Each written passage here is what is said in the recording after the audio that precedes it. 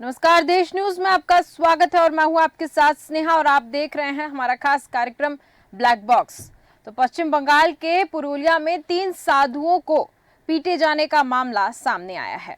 घटना गुरुवार 11 जनवरी की बताई जा रही है। जानकारी के मुताबिक उत्तर प्रदेश के रहने वाले तीनों साधु मकर संक्रांति के लिए गंगा सागर जा रहे थे। भीड़ ने साधुओं को पीटा और गाड़ी पलट दी। घटना पर बंगाल भाजपा ने एक्स पर लिखा हुआ है कि ममता बनर्जी को इस चुप्पी पर शर्म आनी चाहिए। क्या आप हिंदू साधुओं को समझ पाने में सक्षम नहीं हैं? हम इस अत्याचारी आपकी जवाबदेही की मांग करते हैं। महाराष्ट्र के पालघर में 2020 में चोरी के शक में 3 लोगों को पीट पीट कर हत्या कर दी गई थी और मृतकों में 2 साधु और एक ड्राइवर थे। ग्रामीणों ने देर रात इन्हें घूमते हुए पकड़ा था और मीडिया रिपोर्ट्स के मुताबिक साधुओं ने गंगा सागर जाने के लिए एक गाड़ी किराए से ली थी।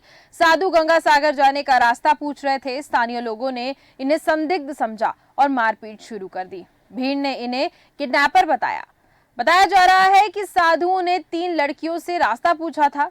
साधुओं की वेशभूषा से लड़कियां डर गईं और भाग गईं। इसी से लोग भड़क गए और लोगों ने साधुओं की गाड़ी के कांच तोड़ दिए और गाड़ी को पलटा दिया। बाद में पुलिस पहुंची और हालत काबू में किए गए।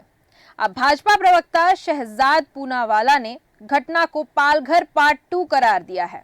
उन्होंने कहा है कि टीएमसी में गुंडों ने साधुओं को बुरी तरह पीटा है। पालघर की घटना महाराष्ट्र के पूर्व मुख्यमंत्री उद्धव ठाकरे के कार्यकाल में सामने आई थी और पालघर पार्ट 2 ममता बनर्जी के कार्यकाल में हुआ है, ऐसा भाजपा के प्रवक्ता का कहना है। क्या ये हिंदुओं के खिलाफ क्राइम नहीं है? सवाल पूछा जा रहा है। अगर बंगाल में साधु संतों को पीटा जा रहा है तो यह कानून व्यवस्था की स्थिति कैसी है यहाँ पर, इस पर भी सवाल उठ रहे हैं। बंगाल के हालत चौंकाने वाले हैं। वहीं अब भाजपा सोशल मीडिया सेल में अमित मालवीय ने कहा है कि पश्चिम बंगाल के पुरुलिया में पालघर जैसी लिंचिंग हुई है और साधु मकर संक्रांति के पर्व के लिए गंगा सागर जा रहे थे। अपराधियों ने उन्हें उनके कपड़े फाड़े हैं और पीटा है और पीटने वाले सत्ताधारी टीएमसी से जुड़े हुए हैं। ममता बनर्जी की सरकार के शाहजहां शेख जैसे आतंकी को सुरक्षा और साधुओं को पीटा जा रहा है और पश्चिम बंगाल में हिंदुओं के साथ अत्याचार किए जा रहे हैं। इसी पर आज हम चर्चा करेंगे और चर्चा में मेरे साथ जुड़ चुके हैं आलोक सिंघई जी, जो कि राजनीतिक विश्लेषक हैं। आलोक सिंघई जी, बहुत बहुत स्वागत है आपका देश न्यूज पर। ठीक है, आलोक सिंघई जी से हम वापस से संपर्क करने की कोशिश करेंगे। तो हम बात कर रहे हैं पश्चिम बंगाल के पुरुलिया की, जहां पर लगातार ऐसी घटनाएं होती नजर आ रही हैं। अभी कुछ दिन पहले ईडी की टीम के ऊपर हमला हुआ था, अब साधुओं पर हमला देखा जा रहा है। वही भाजपा में काफी रोष देखने को मिला है। रोष के साथ साथ भाजपा ने अपने एक्स हैंडल पर भी लिखा है कि ममता बनर्जी इस पर चुप हैं और चुप क्यों हैं। तो कई सवाल उठ रहे हैं और सवालों के साथ साथ पश्चिम बंगाल सरकार पर लॉ एंड ऑर्डर पर भी सवाल खड़े हो रहे हैं और इसी पर आज हम चर्चा करेंगे। आलोक सिंघई जी हमारे साथ जुड़ चुके हैं। आलोक सिंघई जी, बहुत बहुत स्वागत है आपका देश न्यूज पर।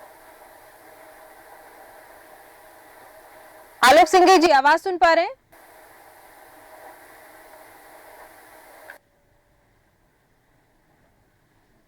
ठीक है, हम वापस से संपर्क करने की कोशिश करेंगे आलोक सिंघई जी से। तो हम पश्चिम बंगाल की बात कर रहे हैं, पुरुलिया की बात कर रहे हैं। यहाँ पर साधुओं पर हमला हुआ है। 3 साधुओं को पीटा गया है और कहा जा रहा है कि जिन लोगों ने पीटा है वो टीएमसी, सत्ताधारी टीएमसी से जुड़े हुए हैं। लगातार सवाल उठ रहे हैं। इस पर भाजपा में बहुत रोष देखने को मिल रहा है और भाजपा का कहना है कि टीएमसी के राज में पश्चिम बंगाल में ऐसी तमाम जो गतिविधियां हो रही हैं उसके लॉ एंड ऑर्डर पर सवाल खड़े होते नजर आ रहे हैं। लॉ एंड ऑर्डर को इसीलिए सामने रखा गया है क्योंकि अगर 2 साधु कहीं गाड़ियों से 2-3 साधु अगर जा रहे हैं और उनकी गाड़ी को पलटा दिया जा रहा है और उन पर हमला किया जा रहा है तो ये बहुत बड़ा सवाल है कि आखिर उनकी गाड़ी को पलटाया क्यों गया। लेकिन जो मीडिया रिपोर्ट्स में जो कुछ खबरों में सोर्सेस के थ्रू जो खबरें आई हैं उसमें ये बताया जा रहा है कि कुछ लड़कियां इन साधुओं की वेशभूषा से डर गई थी और उसके बाद जब पुलिस आई तो फिर इनकी गाड़ियों को पलटाया गया और बाद में फिर मामले को काबू किया गया। ठीक है, आलोक सिंह जी से हमारा वापस से संपर्क हो गया। आलोक सिंह जी, आवाज सुन पा रहे हैं आप मेरी? जी जी, आ रही है आवाज आपकी। ठीक है, बहुत बहुत स्वागत है आपका देश न्यूज में। जी साहब।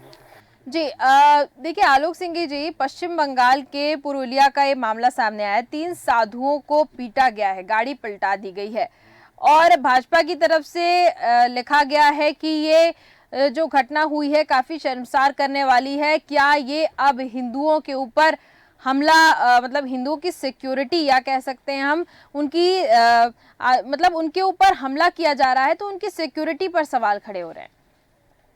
बिल्कुल बिल्कुल, दरअसल में ये पश्चिम बंगाल में कानून व्यवस्था ध्वस्त हो गई है और आप ये देखिए इतने सालों के अंतराल के बाद भी ममता बनर्जी प्रदेश के लोगों को समझा नहीं पाई है कि उनके विकास की दिशा क्या होनी चाहिए और ये सबसे बड़ी असफलता है उनकी और इसलिए ये कानून व्यवस्था पे प्रश्न चिन्ह लग गया है। आप ये देखिए कि जिस तरीके से हिंदुओं पर लगातार हमले हो रहे हैं और जिस तरीके से लोगों को ये लगता है कि ये साधु कोई अपराधी है। अब आप ये देखिए इतना गलत मैसेज पूरे प्रदेश में यदि है, आप ये देखिए 71 में पश्चिम बंगाल में बांग्लादेश में जो युद्ध हुआ था, बांग्लादेश को जो अलग किया गया था पाकिस्तान से, तब भी वहाँ ये स्थिति थी, वहाँ हिंदुओं पे हमले हुए थे और आज भी वहाँ ये स्थिति है।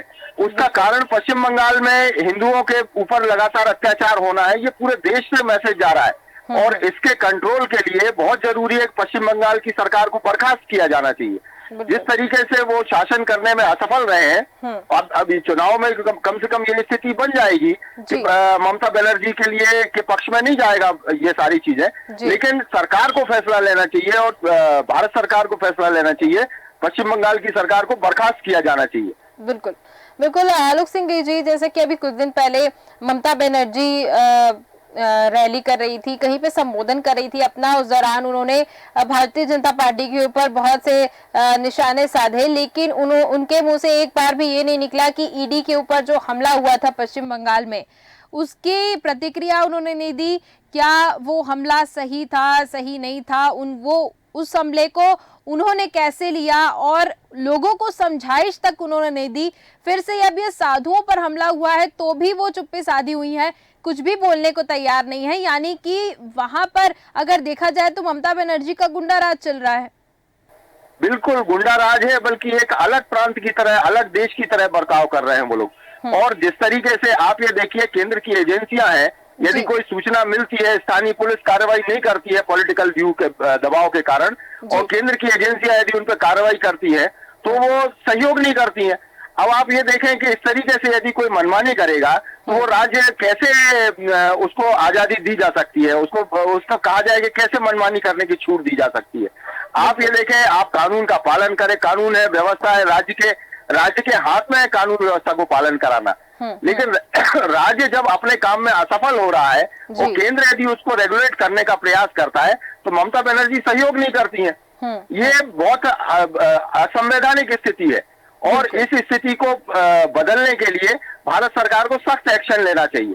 जिस तरीके से आप ये देखें, कोई राज्य यदि मनमानी करने लगेगा तो कैसे चलेगा, वहां के नागरिकों का क्या होगा, वहां नागरिकों की सुरक्षा का क्या होगा।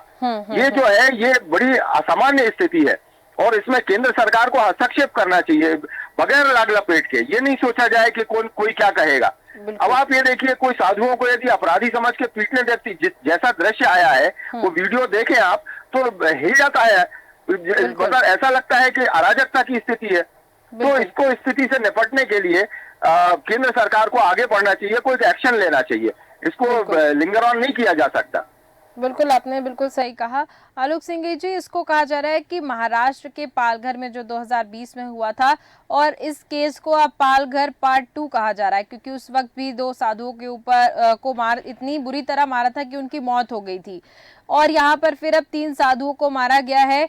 अगर आपने वीडियो देखी होगी आलोक सिंह जी तो उसमें आप देख रहे होंगे एक साधु एकदम हाथ जोड़कर विनती करते हुए नजर आ रहे हैं। यानी कि साधुओं की हालात जो है वो ऐसी दिखाई जा रही है कि उन्होंने बहुत बड़ा कोई क्राइम किया हो, उसके बाद उनके साथ ऐसा बिहेवियर किया जा रहा है। बिल्कुल बिल्कुल, ये बड़ी नृशंस घटना है।